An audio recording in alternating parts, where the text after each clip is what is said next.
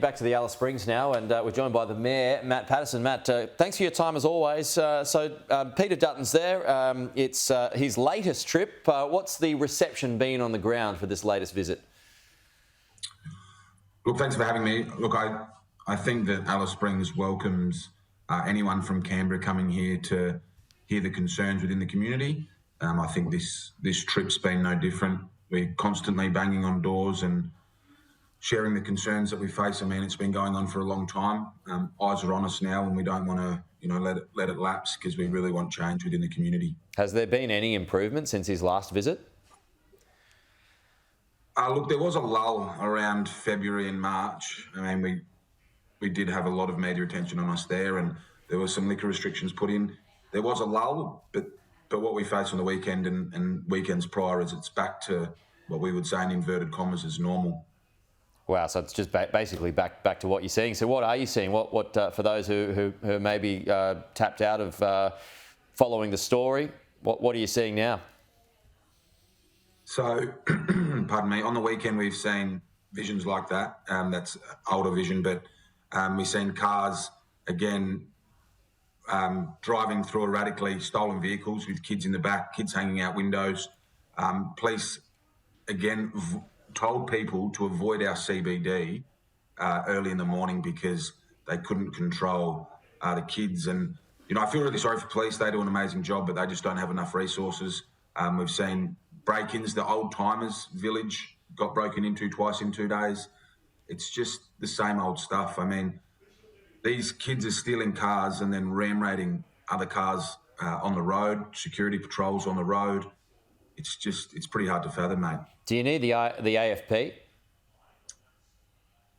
Well, yeah. Well, I mean, I put out the call for the AFP in January, so nothing's got drastically better where I'm changing my mind in that call. Absolutely. I think as I said, we need more boots on the ground here.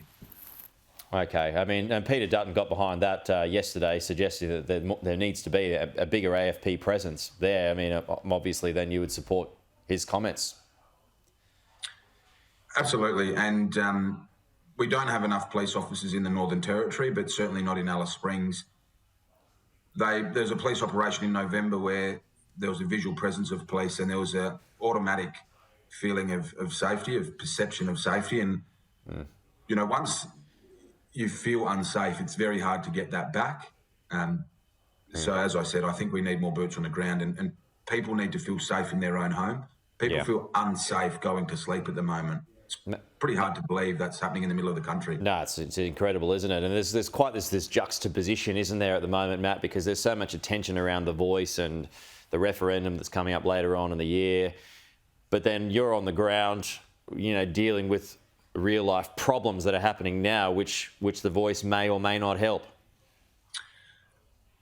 Yeah, I mean, we've been speaking about this a lot longer than the voice debate's been happening. But I will say, I mean, the irony for me around the voice and people saying that it will have a dramatic impact on Alice Springs is we are a territory.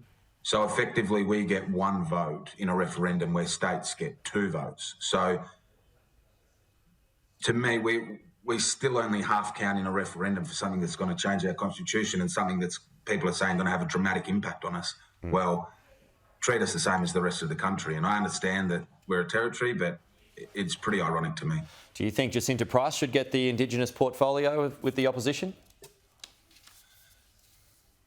I worked with Jacinta well within the last council, so I've got a tremendous amount of respect for her. I think that as a senator for the Northern Territory, she's doing a great job, and I wish her luck if she is appointed as shadow spokesperson.